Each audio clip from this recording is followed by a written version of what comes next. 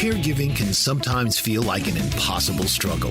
Caregivers may be torn between taking care of loved ones and trying to maintain balance in life. The good news is that it doesn't have to be that way. The Caring Generation with host Pamela D. Wilson is here to focus on the conversation of caring.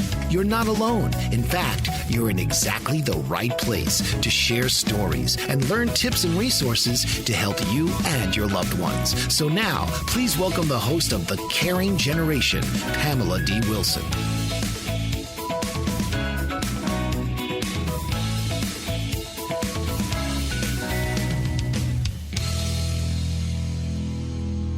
This is Pamela D. Wilson, caregiving expert. I'm your host. You're listening to the Caring Generation radio program, coming to you live from the BBM Global Network, Channel 100, and Tune In Radio.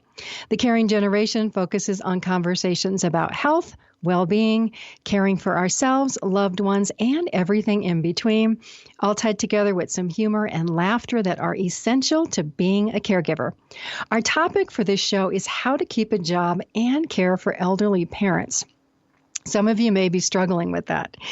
Did you know that you can take the Caring Generation with you wherever you go on Apple Podcasts, Google Podcasts, Pandora, iHeartRadio, Spotify, Spreaker, Stitcher, SoundCloud, CastBox, and more. I recommend that you share the program with your elderly parents and your family members who may be unfamiliar with everything that you are doing as a caregiver. Download that podcast app to their cell phones. Show them how to listen. It's the perfect way to help begin conversations about caregiving by letting me do the talking for you. This week, in talking about how to keep a job and care for elderly parents, I'll share 10 tips for how to keep a job that tie together with how to be that caregiver for your elderly parents. My guest is attorney Cynthia Thomas Calvert. She's an expert in family responsibilities discrimination law. She's the owner of Workforce 21C, and she serves as a senior advisor for the Center for Work-Life Law based at the University of California, Hastings College of Law. Cynthia will talk about information about caregiver discrimination in the workplace that is becoming more of an issue these days. Caregivers worry about talking to supervisors about caring for elderly parents.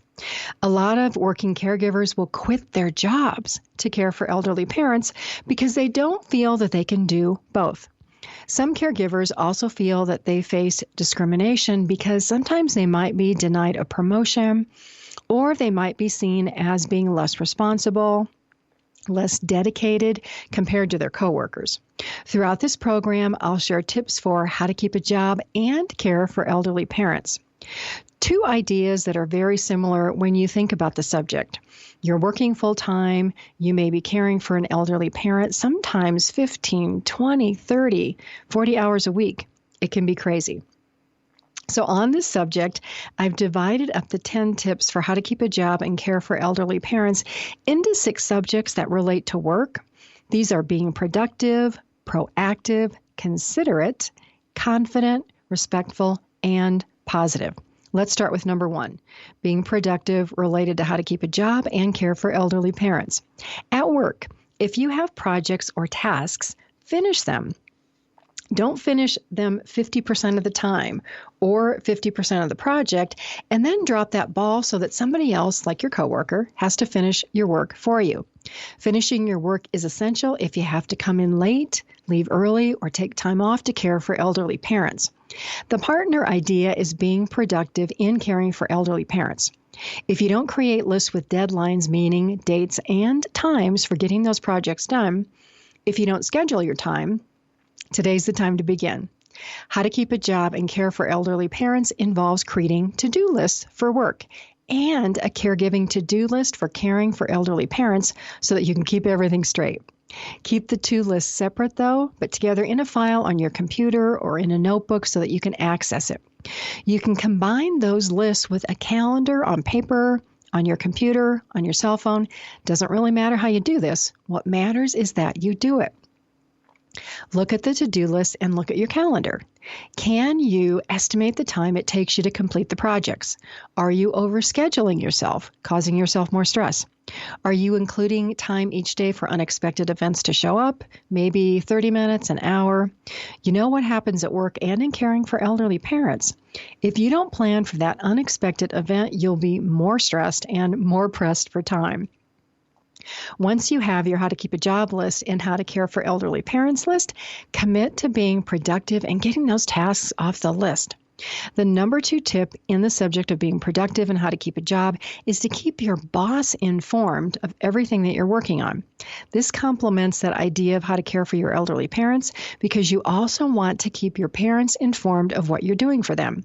When will you call? When will you show up at their house? By keeping your boss and your parents informed, there'll be fewer interruptions from both of them asking questions about when you'll have a certain project finished or when you plan to visit. A weekly status meeting to keep your boss and your parents informed is a good idea because caregivers get so super busy. This level of organization helps you get all those tasks off your caregiving to-do list. You may add a quick email or a phone call in between those little status meetings if something changes. At the status meetings, you can talk about schedules. You can reconfirm projects and when they're due. Answer questions, ask questions, talk about concerns. If you have family members like brothers or sisters who can help you care for elderly parents, invite them to those status meetings, even if they just call in over the phone. It's a good time to share the tasks and the projects that have to be done so that you're not feeling overwhelmed and you can more easily balance work and everything you do in caregiving. Make it clear to everybody, your family, brothers, sisters, parents, people in work, that this level of organization is in place because you're committed. You want to be able to keep your job and you want to care for elderly parents. It's the only way that you can survive. Set up a system of communication with your coworkers, with your family. It's efficient and effective if you are sharing projects with somebody else, or if you're starting a project that your brother or sister is going to finish off for you. Keep projects moving ahead and try to stay on schedule. This ongoing communication helps everybody work together, and it minimizes confusion over who's doing what. Being productive, keeping lists, working toward completing projects, and talking to everybody avoids surprises, which none of us want. Nobody likes surprises. When I managed care for hundreds of clients, my main message to my staff was, I don't like surprises. I don't want to hear of an issue from somebody else if that issue involves you or a client that you're working with. If I have to come to ask you about a problem that somebody else told me about first, then we have a communication problem. You might think that that's a negative system, but it actually is a positive system when you combine the idea of I'm not going to be mad at you for telling me about a problem.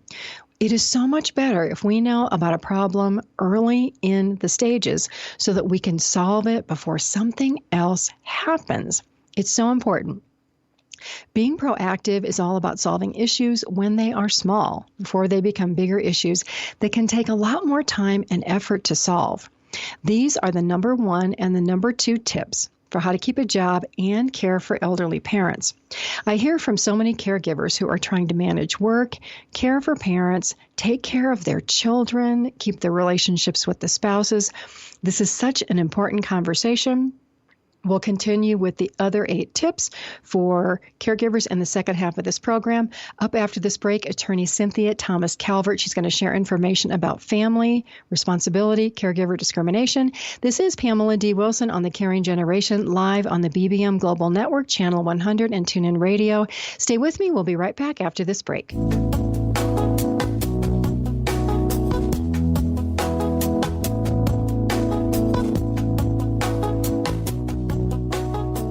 Dr. R.C. will share extraordinary resources and services that promote educational success as well as making a difference in the lives of all social workers as well as the lives of children, adolescents, and teens of today. She will have open discussions addressing many of the issues that we face about our youth and how being employed in the uniquely skilled profession of social work for over 18 years has taught invaluable lessons through her personal experiences. She will also provide real-life facts, examples, and personal stories that will confirm that why serving as a child advocate is extremely beneficial when addressing the needs of the whole child. Listen live Saturdays, 10 a.m. Eastern on the BBM Global Network and TuneIn Radio as Dr. RC will provide thought-provoking information that will empower, encourage, and strengthen students, families, and communities across our nation. You can also visit her at soarwithkatie.com. French Rastafarian baker Chef Hugues Mott is a fourth-generation baker and has worked in 11 countries across 3 continents. Born in Mulhouse, France, he began apprenticing in his father's bakery at age 12 and has devoted his life to learning cultures of the world from inside kitchens across the globe. He also teaches traditional French baking by hosting demonstrations and classes, and his passion for baking is reflected in his delicious confections. With a deep respect for discipline and his Rastafarian way of life, Chef Hugues Mott exemplifies commitment to tradition and culture in a global world. Traveling extensively and combining a myriad of flavors into his recipes, Chef Hugues Mott brings a unique approach to baking. To read more about the French Rastafarian baker, visit www.frenchchefhugues.com. That's Hugues. Bon appetit and bless up.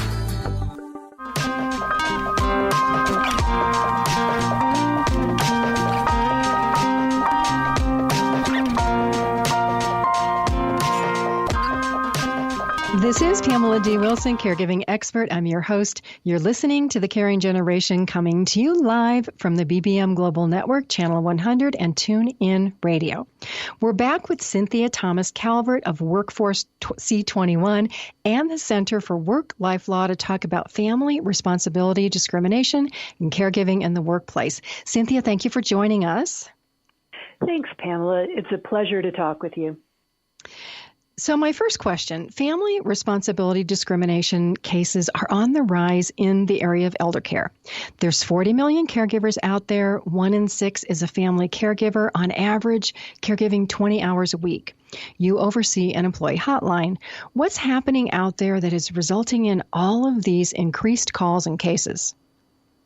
Well, you're certainly right. Discrimination against elder caregivers is on the rise. So let me tell you some of the things I'm seeing.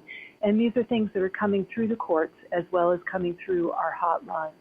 There was a woman who took FMLA leave to care for her mother, and as a result, she had her work audited. She said she was talked down to, harassed, given unrealistic expectations about the amount of work that she should do, even though she was taking leave and could do less.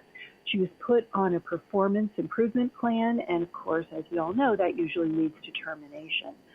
A male police officer said that he was approved for FMLA leave to care for his mother, and he was warned he was using too much leave. And when he reminded his boss it was FMLA leave, he said, "It doesn't matter. You're going to be disciplined anyway."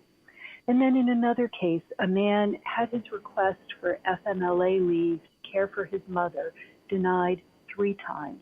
And he was so upset at not being able to care for her that he passed out at work. He had to be hospitalized for chest pain and anxiety and depression.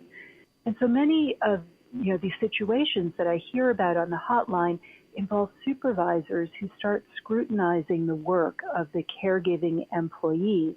And they're trying to find reasons to say that the employees aren't performing well so that they can create a record so that they can terminate them.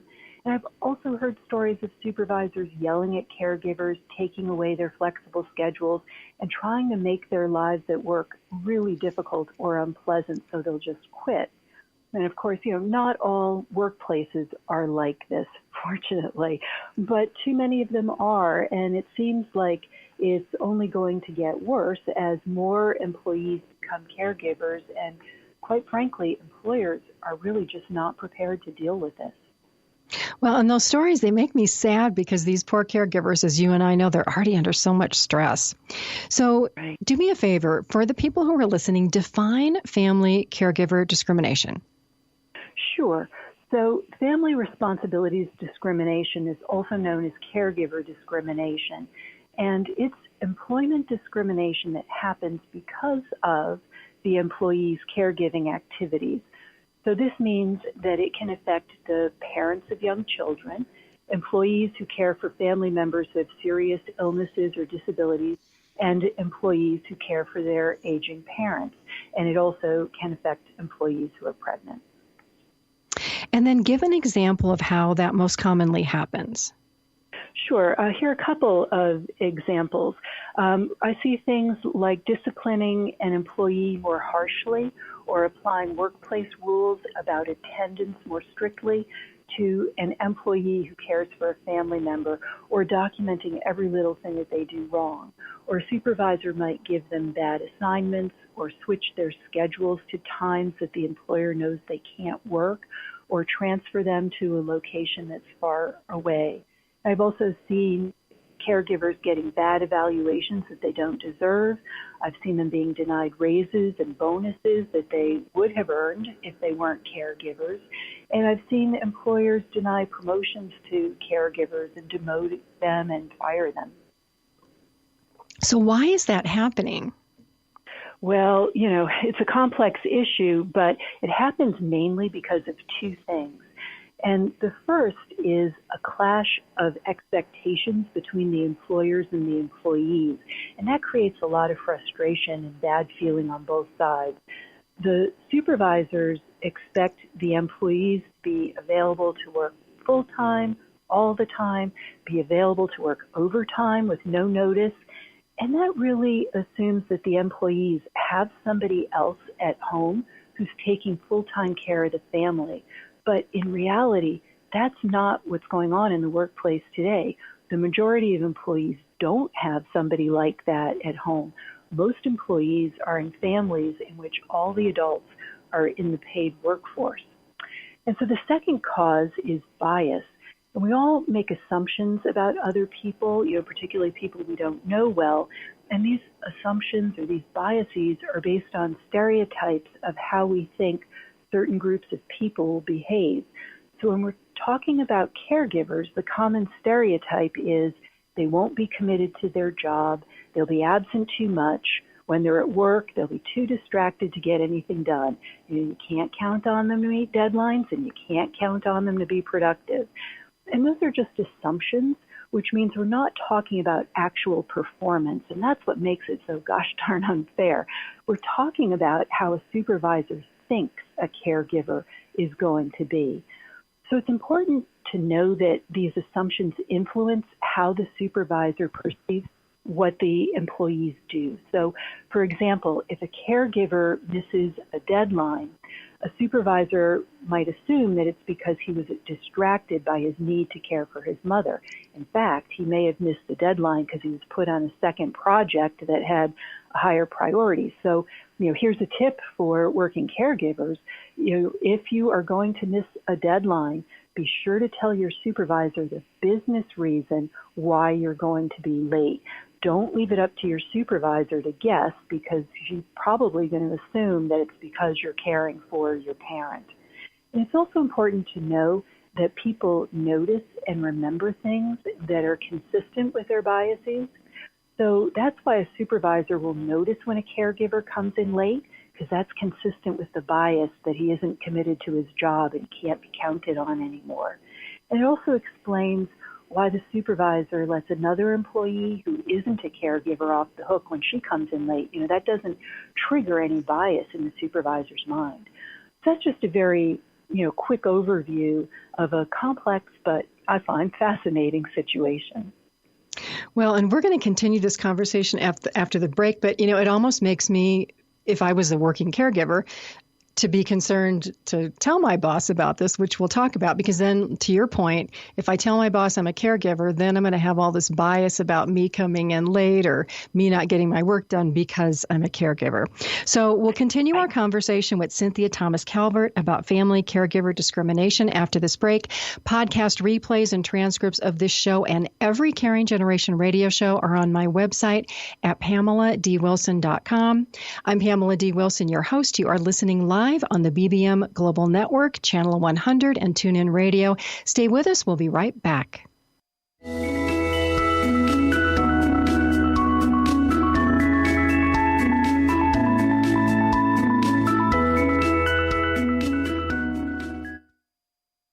Mike Zorich, a 3-time California state champion in Greco-Roman wrestling at 114 pounds. Mike, blind since birth, was born in Hartford, Connecticut. He was a 6-time national placer, including 2 seconds, 2 thirds, and 2 fourths. He also won the Veterans Folk-Style Wrestling twice at 152 pounds. In all these tournaments, he was the only blind competitor. Nancy Zorich, a creative spirit whose talents have taken her to the stage and into galleries and exhibitions in several states. Her father, a commercial artist who shared his instruments with his daughter and helped her fine-tune her natural abilities, influenced her decision to follow in his footsteps. Ms. Zorich has enjoyed a fruitful career doing what she loves. Listen Saturday mornings at 12 Eastern for the Nancy and Mike Show for heartwarming stories and interesting talk on the BBM Global Network. Patricia Fayerweather Harlow is passionate about the environment and conserving our natural resources. She's written a 5-part book series for all ages called Rock with Rodney and Party with Perky to Preserve Wildlife, which brings awareness through these vibrant characters on preserving and protecting our national parks and historic landmarks. Harlow has launched a campaign to mobilize green supporters in forming a united front against big oil, big coal, and the Keystone XL pipeline, and she addresses the controversial practice of fracking in books 4 and 5. She's determined to bring greater awareness to the dangers of drilling and running crude oil through pipelines that cut through pristine landscapes, and she empowers readers to take action in keeping America beautiful. To learn more about Patricia Fayerweather Harlow and to purchase her books, visit www.patricia-fayerweather-harlow.com. That's FAYERWEATHER, and play your part in preserving the landscape that we all share and love.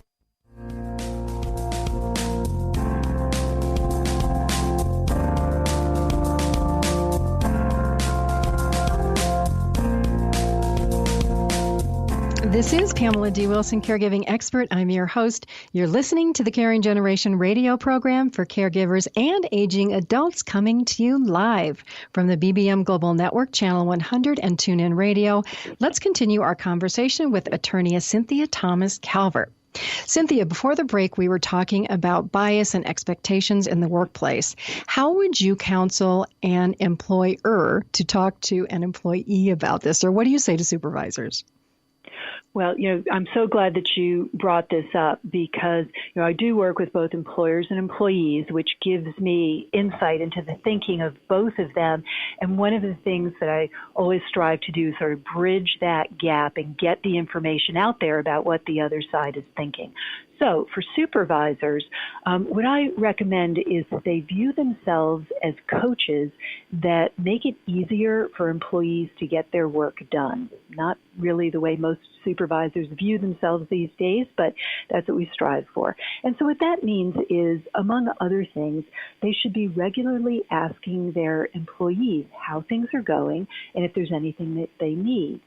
But if a supervisor sees that there's an employee who's struggling, the supervisor needs to be careful about how they talk to the employee about personal issues. So I recommend that supervisors say something open-ended like, "Hey, Robert, it seems you've been a little off your game this week. I'm just checking in, is there anything that you need help with?" And Robert might just say he's fine. He might say, things are going just fine. And so I would say to the supervisor, give it a couple more days. And then if Robert is really struggling and he's not talking about what's going on, in a later conversation, the supervisor can tell Robert about the various resources that the company has for employees, including things like health and wellness programs, just talking about general resources. But let's suppose that Robert tells his supervisor that his father has a terminal illness and it's really taking a toll on him. The supervisor needs to be sure not to make any knee-jerk assumptions or to come out with some response about how work is really busy right now and it has to be a priority. It can be really hard to avoid those kind of knee-jerk responses, and that's where training for supervisors come in. So the best response is for the supervisor to let Robert know that he wants to help him, tell him about the various options the employer has, like flexible work, and leave programs and employee assistance programs. And then the supervisor should ask Robert to keep him informed about what work he can do, what work he can't do, because that's going to help the supervisor handle the workflow. And also, the supervisor may be able to temporarily reassign some things. And it's important to involve Robert in those kinds of decisions because you don't want him thinking that the supervisor is stripping away his responsibilities or demoting him. And it's important that Robert knows that when he's back to full speed, he's going to get his regular work back.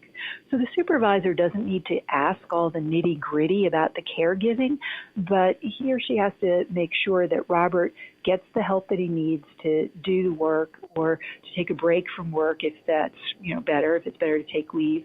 And he has to be able to do that in a way that makes Robert not be more stressed. And then on Robert's side, what would you say to Robert? Well, if I'm talking to him, I'm telling him that it's important to put the supervisor on notice about what's going on with his father, but it's generally not best to get into all the details. For example, he should say his father has a terminal illness and he's spending all of his non-work hours with his father, but the supervisor doesn't need to be told all the trials and tribulations of interviewing home health care workers and trying to get his father to take his medicine. But there is one really important thing that I want to make sure that I say. I recommend that Robert reassure his supervisor that he is very committed to his job and he wants to remain employed and he's going to do the best job that he can. And that kind of reassurance counteracts some of the biased assumptions that I mentioned earlier. So you don't have to get right in the supervisor's face and say, hey, I think you have a bias against me, but you can speak to that bias and try to dilute its effects just by giving that kind of a reassuring statement. And I also recommend that Robert focus on the company's business needs. So, for example, come up with solutions about how he might get his work done or offer to train a coworker to cover his work for a while. Because after all, this is a business relationship. And if Robert can show that he understands the pressures on his supervisor, he's going to be seen as more of a team player. That makes so much sense. There's a statistic out there that 1/3 of employees quit their jobs to be full-time caregivers. Is there anything that HR departments can do to make employees feel like they don't have to quit that job? Very definitely. HR has a huge role to play here. One of the key things is making sure that discrimination is prevented. When I work with HR professionals, I tell them to be aware of the triggers of discrimination, which usually is when an employee asks for FMLA leave or asks for flexible work or their status as a caregiver becomes known in some way. So HR needs to be on the lookout for all those negative things that I talked about earlier because it might be signs of discrimination. And HR, of course, can train supervisors. And one of the most important things that they can do is get the message out there that it's cheaper to keep an employee than to lose them and have to hire someone new and train them and wait for them to get up to speed. So HR can make it so much easier to retain the caregivers. And I recommend that they have a good complaint procedure in place so that if an employee feels that she's being discriminated against, she can file a complaint and give the company a chance to make the situation better. That way they can avoid a lawsuit, they can retain her. And it's also important to have an anti-retaliation policy in place so that employees won't be afraid to use the complaint procedure. So, the real gold standard. Go ahead. Cynthia, we got 30 seconds to get out. Can you give the hotline number at the Center for Work-Life Law where people can call if they have questions, so where employees can call, and I'm assuming maybe supervisors can even call you? What's that number? Yes, they can. It's 415-703-8276 or send an email to hotline@worklifelaw.org.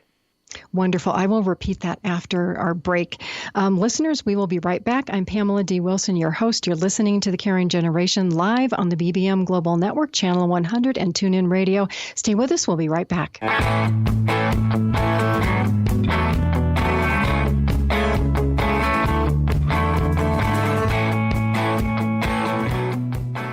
Joseph A. Moylan is the owner of Ion Health, which specializes in very unique medical devices. Ion Health offers biomats, alkalife, and frequency machines. Biomats are a far infrared and negative ion emitting FDA-approved medical device. With many different sizes available, you can place them on your bed, on a massage table, or on a seat in your car. It is an unobtrusive way to health. Alkalife machines are water ionizers that cleanse and raise the alkalinity of your tap water, making high alkaline water. Frequency machines utilize certain frequencies to kill viruses and bacteria. These devices are safe and effective. Coming from a health-conscious background and studying physiology at the Academy of Natural Health, Joseph A. Moylan has 15 years of experience in the health field and wants to help you live a healthy, long life. Visit www.ionhealthbiomats.weebly.com or call 765-520-2988. Don't let your health go astray. Get in touch today. Have you ever felt like no one is listening, or you're not getting the honest attention you deserve? Do you even know the kind of attention you want or need? You are not alone. Alice Aspen March is here to help. Thanks to Alice, through her epiphany and research over the word attention, there are solutions to the attention dilemma.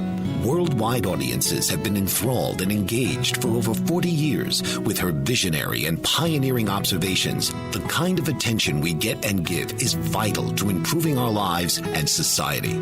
Alice and her weekly guests review game-changing insights for transforming and improving our understanding of attention, providing techniques for creating healthier and empowering behavior. Get a new perspective on a mainstream word. Tune into Why Our Attention Matters for fresh and thought-provoking conversations every Tuesday at 3 p.m. Eastern on boldbravemedia.com and the TuneIn Radio app.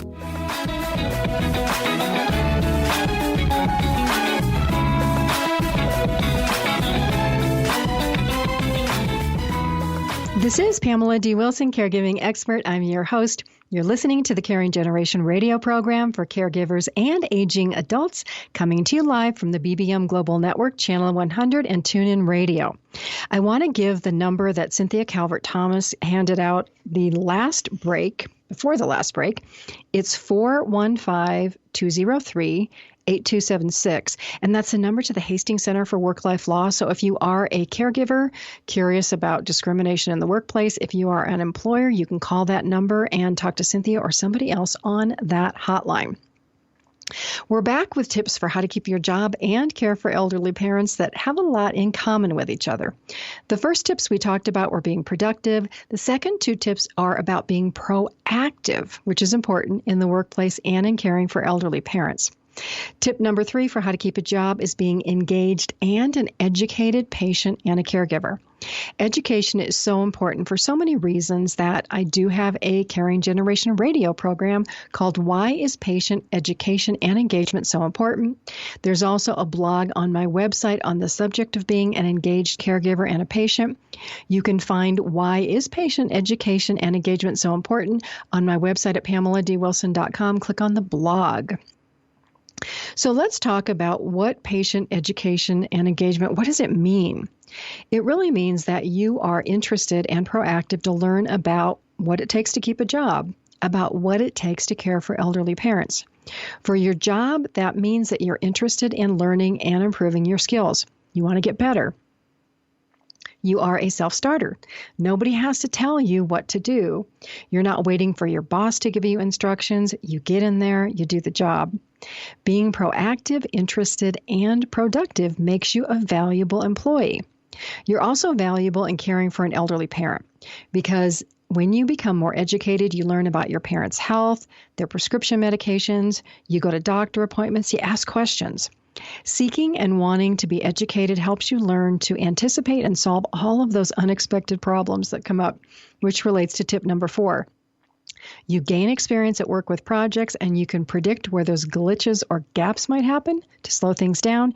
You also learn from that experience so that you can be proactive to prevent glitches or gaps in the future. That experience helps you how to keep a job. It also helps you prevent things from happening for your elderly parents.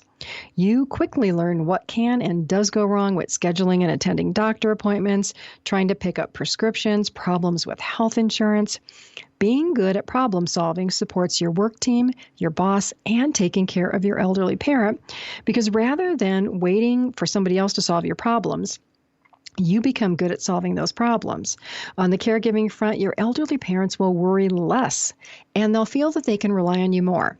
So as a result, in both areas, work and caregiving, you become more confident, less worried about how to keep a job, about how to care for elderly parents. Our next subject on this is the idea of consideration. Consideration is the idea of being kind and thoughtful of the way that we treat others. It's that golden rule. Treat others the way that you would want to be treated, which may not always be easy to do when we become so emotional about a subject. Tip number 5 for how to keep a job is all about being considerate of your time and the time of others. This means that you're on time for meetings with your boss, you're on time for work, never late, you're responsible, reliable, you show up. Your manager never has to worry about whether he or she will find you on that job. You're always there. Consideration relates to how to keep a job when you are late for an unexpected reason. You always want to call your boss. Don't take the easy way out and send an email. Don't send a text. That can raise suspicions about what you're really doing, or make it seem like you're not forthcoming. Give a reason for your boss to worry about what you're up to. Be an adult. Pick up the phone. Give an explanation. And as Cynthia mentioned, a short explanation. You don't have to go into all the details about what happened that morning or what's going wrong. Your boss doesn't need to know about that. So by this time in your relationship, your boss should know that you're a caregiver for an elderly parent. It can become part of your weekly update meetings as far as, I'm coming in late this day, I have to leave early. On this day, I have a doctor appointment with my parent. And also, you're going to talk about how you're going to make up that time. Having a plan to make up time relieves stress in so many areas. You worry less about being seen as that caregiver who's unreliable or undependable. Your boss doesn't have to worry about trying to shift your work unless it's a big project. Your coworkers see that you're committed to keeping your job and to taking care of your elderly parents. That subject translates over on the other side to caring for your elderly parents. If something comes up and you come in late, leave early, or take time off to care for a parent, make sure that your parent knows that you have to make up that time. It's essential for everybody involved in work and caregiving situations to know that there's that equal commitment. Your parents can't expect you to respond to an emergency and visit on Saturday if you have to make up the work time on Saturday. This balance is part of how to keep a job and care for elderly parents. Elderly parents also have to learn to be considerate of your life and your work responsibilities. I also recommend, if you can, set up an emergency backup plan with your brothers or sisters, so that if something does happen, you have a go-to person, you have somebody to call when emergency comes up. Because there are going to be times when you cannot just leave a meeting at work or can't take off. When I was a caregiver, my staff and I did this. If there was an emergency that I couldn't go to, my staff went, and vice versa. I would go if they couldn't go. This is part of teamwork and consideration. It's part of relying on others and having them be able to rely on you that results in appreciation. Always say thank you. Thank your boss for working with you so that you can remain committed to your job. Thank your parents for understanding when you have to work instead of showing up at their house. We'll continue with tips for how to keep a job and care for elderly parents after this break. Do share the caring generation and the idea of caregiving support at work with your boss and your human resources department.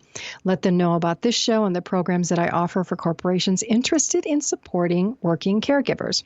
Let's make how to keep a job and care for elderly parents easier in the workplace and easier in the home for all of us. This is Pamela D. Wilson, caregiving expert. I'm your host. A reminder, I have a channel on Roku TV. It's called Caregiving TV. You can check it out. Enter code ZQMCZZP. You're listening to The Caring Generation live from the BBM Global Network, Channel 100 and TuneIn Radio. Stay with me. We'll be right back after this break.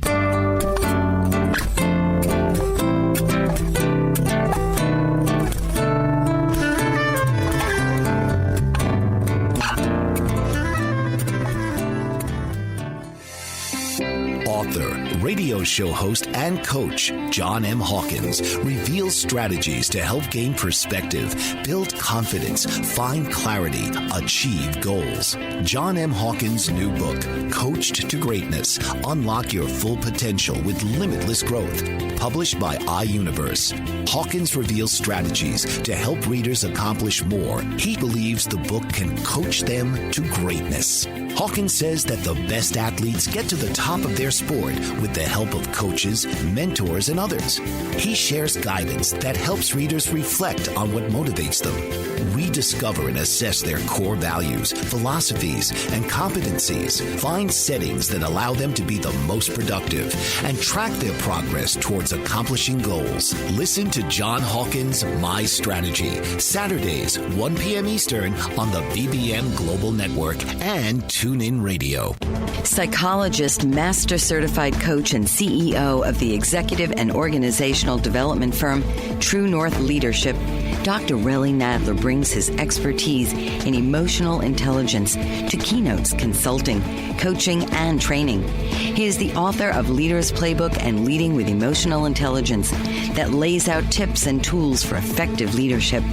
Dr. Nadler has designed multi-day executive boot camps for high achievers in Fortune 500 companies and has coached CEOs, presidents, and their staff, and developed and delivered innovative leadership programs for such organizations as Anheuser-Busch, BMW, MCI, EDS, DreamWorks Animation, the U.S. Navy, and Vanguard Health Systems. To learn more and get your free iPhone app highlighting his tools with videos, leadership keys, visit www.truenorthleadership.com today.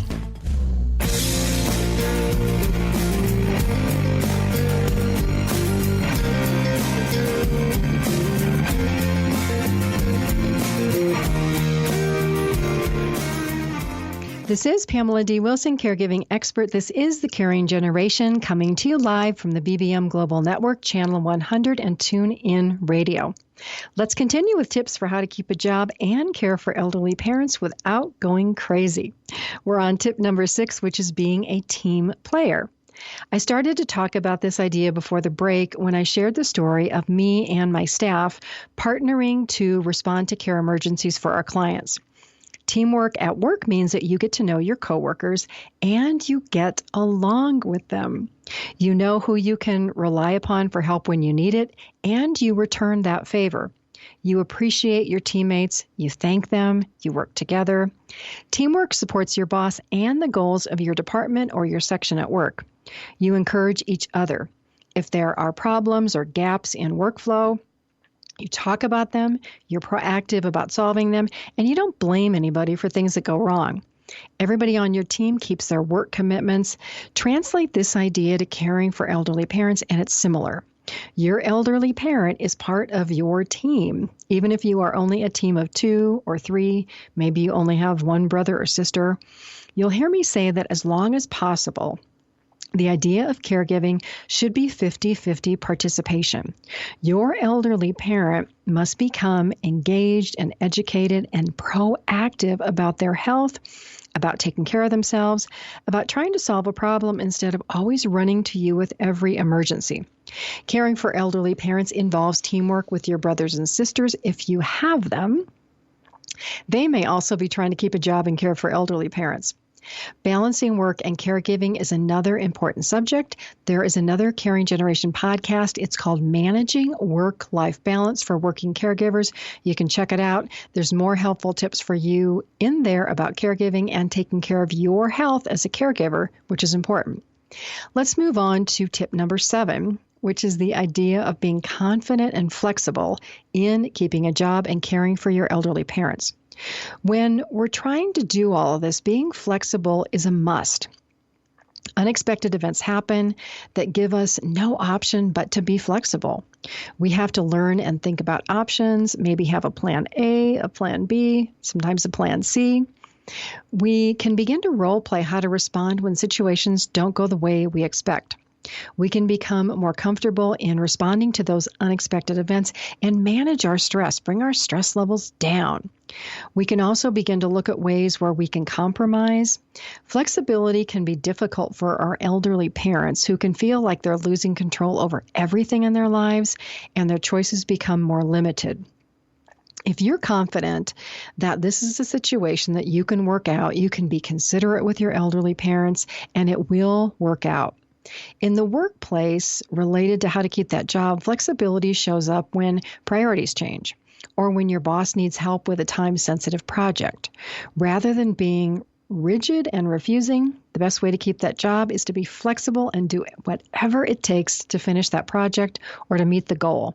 The idea of flexibility and balancing keeping your job and caring for elderly parents takes us to tip number 8, which is the idea of being positive.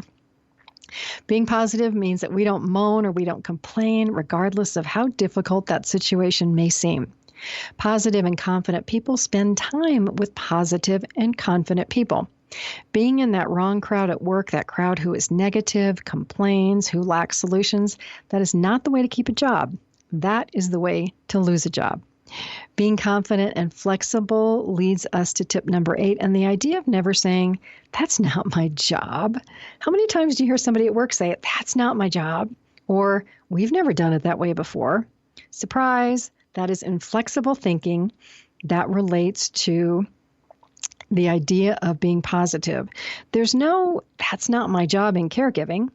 Trust me, you will eventually shock yourself at the things you will begin to do as a caregiver for your parents as time passes. Have you changed a depends yet? Just wait. That makes me think of another Caring Generation show called Why is Being a Caregiver So Exhausting? You can check that one out. Saying that's not my job for a caregiver, it's not optional. Caregivers quickly learn to do whatever it takes, mostly because there's nobody else standing in line behind you to pick up the pieces. That is, unless you have already created a backup plan and you have other family members who will come together as a team to help with those unexpected events or those last-minute situations. Do you see now how all of these tips work together, both for how to keep that job and how to help elderly parents? In the workplace, I never recommend saying to your boss or anybody, that's not my job. You might be put into the group of non-team members and into the people who are negative. Accept that request and then figure out how to make it happen, what might have happened that the project wasn't completed, where it fell apart. Learn how to problem solve it so that whatever the subject of that's not my job was is less likely to happen again. Or if you can, assign that job permanently to somebody else on the team. You can also think of being approached with the idea of it's not my job as the fact that you are now that go-to person for problem solving. You're the person that people come to. That's great for how to keep a job. Tip number 9 is eliminating gossip, backstabbing, and criticizing others. As employees and caregivers, you want to be part of the solution, not part of the problem. Gossip and talking about others, it's inconsiderate, it's disrespectful. Those are traits of people who are more immature, insecure, have low self-esteem, who are negative. Don't engage in that type of behavior unconsciously or consciously. How do you know if you are? If in any of your conversations, you are saying something negative to somebody about a person who is not present, you're gossiping, you're being negative.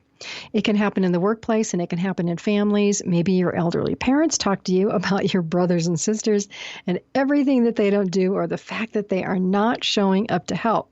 Or maybe you're that person having a conversation with your parents complaining about your brothers or sisters. Don't do it. Gossip and talking about others, it's destructive in the workplace and in caring for elderly parents. It really serves no purpose. Recognize gossip as being a bad habit. End that habit. Take the high road. Be positive. Instead, think of something nice to say about someone rather than something negative. Next week, we're going to continue on this subject of negativity and behaviors. We're going to talk about personality disorders and dealing with difficult elderly parent care situations. Helpful information for caregivers and aging adults is on my website at PamelaDWilson.com. I'm Pamela D. Wilson, your host. You are listening to The Caring Generation live from the BBM Global Network, Channel 100, and TuneIn Radio. Stay with me. We'll be right back.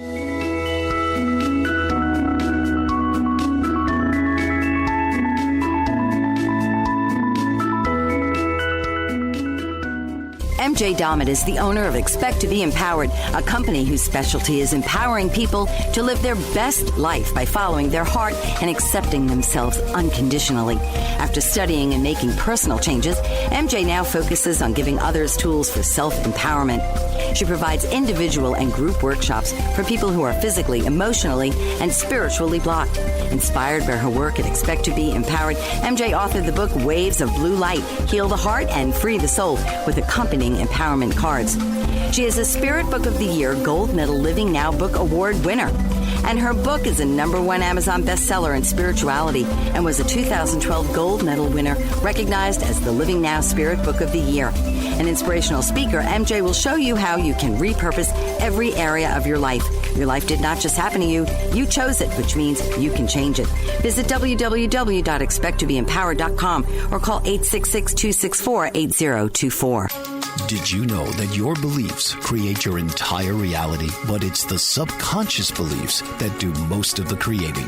Belief shifter and life coach Shiraz can help you identify those limiting beliefs and eliminate them, often in a single session. Like, it was almost instant. Like, I had relief right away. Creating better health, relationships, careers, and finances. Let Shiraz help you step out of safety and into awareness. Definitely something's happening. It's like a flow inside. It feels good. Whether in person or online, Shiraz provides personal coaching, belief shifting. Visit Shiraz at energeticmagic.com or call 416-529-7429. Energetic Magic on the BBM Global Network, Tuesdays at 7 p.m. Eastern. Find your greater happiness. Be well.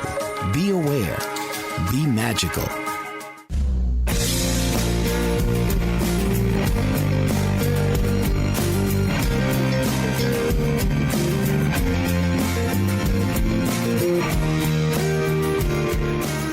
This is Pamela D. Wilson, caregiving expert. I'm your host. We're back with the Caring Generation radio program for caregivers and aging adults, live on the BBM Global Network, Channel 100, and TuneIn Radio. We're back with number 10 tip of how to keep a job and care for elderly parents. Can you even guess what it might be? It's the idea of keeping work and social media separate. I know, difficult because it's so easy to become addicted to using our cell phones, addicted to email, visiting all those social media sites. As caregivers, we have enough going on. Honestly, do we really need more distractions? My recommendation, avoid using all social media at work unless you're taking a break or you're on a lunch hour. It's difficult enough to focus and be productive when you're trying to keep a job and care for elderly parents. Your work and your to-do list can feel overwhelming. If you add in the distraction of social media, you might never get anything done for your parents or at work. But socialization and self-care is important for caregivers. There's no doubt about that. But if social media is placing your job or caring for your elderly parents at risk, then that's a concern. Use social media or the internet for positive things. We talked about the idea of patient education and engagement. Trade a little bit of that social media time to investigate the health diagnosis of an elderly parent or learn about the medications that they're taking. Join a caregiving online support group where you can communicate with other caregivers in a positive manner. Mine's on Facebook. It's called the Caregiving Trap. Take a caregiving course. Keep your personal life on social media personal. Never post negative information about your company, your job, or your boss. Because when you're out there looking for a new job, future employers will check you out on social media. I can say that because when I was hiring care managers to work with my clients, I tell you, I always went on to their social media profiles. There were candidates that might have looked so good on paper that when I saw them on social media, I had to cover my eyes. Once you put your life on social media, it's difficult, if not impossible, to erase your personal life. Be very careful about what you post and share online. Let's do a quick summary of the 10 tips for how to keep a job and care for elderly parents. We talked about being productive at work, to create project lists and a corresponding calendar and list to schedule time and to care for elderly parents. We talked about being considerate of people at work. Our elderly parents are bosses, brothers, and sisters who might help us. Consideration leads us to the idea of being respectful and avoiding gossip in all parts of our life. We talked about being on time, meeting deadlines, and keeping bosses and elderly parents updated about everything that's going on. Always call in advance if you're going to be late. No text or emails. Or if you have an unexpected change in schedule, make sure everybody knows. Calling is considerate and respectful. And remember that golden rule of treating others the way that we want to be treated. It's really treating others the way that they want to be treated. That's how to keep a job and care for elderly parents.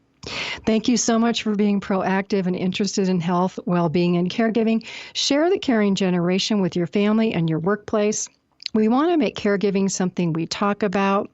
Podcasts of all the shows are on my website at PamelaDWilson.com. I thank you for joining me on the radio program. Do check out the Center for Work-Life Law at Hastings. You can go back and listen to part of the show with Cynthia Thomas Calvert. It was a great interview about family caregiver discrimination in the workplace.